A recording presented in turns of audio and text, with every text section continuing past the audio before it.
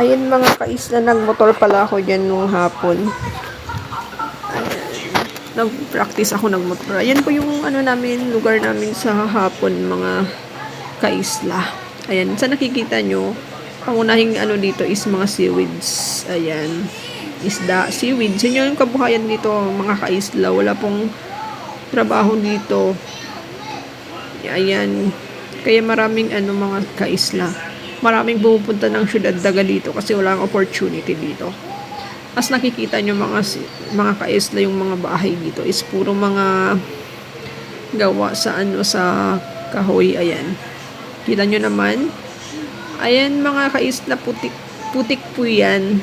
Pero sa seashore mga kaisla, ayan mga kaisla, sobrang tahimik dito. Kung mga gimikero kayo, maboboard talaga kayo dito dahil sobrang isolated po yung aming island. Wala pong kahit dito. Walang mall, walang pasyalan. Ayun. Pero sanayan lang mga kaisla. Dito na ako kasi lumaki kaya sanay na ako dito. Ayan po yung tita ko na may schizophrenia po. Ayan po yung mga bahay nila po yan. Ayun mga kaisla, sobrang hirap dito ng buhay. Kaya daming mga kaisla.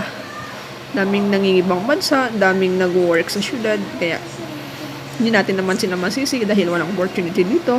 Especially sa mga may anak, ganun. Ayun mga kaisla, sobrang dito. Pero yung kaisla, sobrang tahimik dito.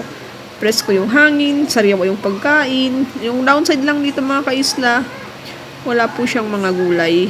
Konti lang yung gulay. Kasi yung island namin is, hindi siya wala masyadong gulay. Walang nabubuhay na mga ibang gulay dito. Ayan mga kaisla, yung aming ayan mga kaisla, sa sobrang hirap na ng buhay dito sa probinsya. Ayan mga kaisla. So makikita nyo rin naman yan sa sa ibang mga, ayun yung aming baba mga kaisla. Ayan, sinubukan ko sana pumunta dyan sa bahay ng tita ko, pero sobrang ako nanginginig yung tuhod ko. Ayan, takot kasi ako sa sa nila, yung sa dalawang dalawang tulay. Yung kahoy nila, dalawa lang. Ayan po yung kuhanan namin ng tubig mga kaisla. Ayan, sobrang tahimik dito, presko yung hangin mga kaisla. Ayan yung kagandahan dito mga kaisla. Pero okay naman dito. Ayan mga kaisla, sinubukan ko ulit pangalawang beses. Ayan, pumunta sana ako dyan. Kaso may tao sa unahan, kaya hindi ako nakatawid dyan. Ayoko kasi yung may makasalubong ako dyan. Tapos sobrang liit pa ng daan at baka mabigat. Kaya hindi na ako pumunta dyan. Ayan mga kaisla, sana mag-subscribe kayo sa aking mga channel mga kaisla. Ayan, nagluto na pala ako dyan ng panghapunan namin. Ayan, alam nyo yung islang yan mga kaisla. Sobrang sarap niyan. Ayan, nagluto na ako dyan ng prito at saka sinabawang isda.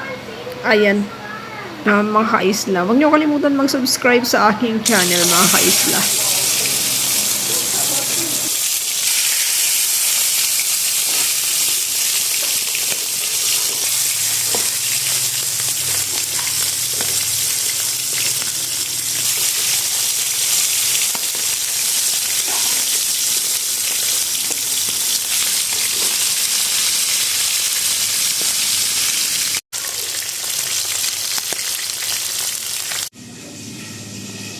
Salamat sa mga nanonood mga kaisla. Ayan, sana supportan nyo yung aking vlog.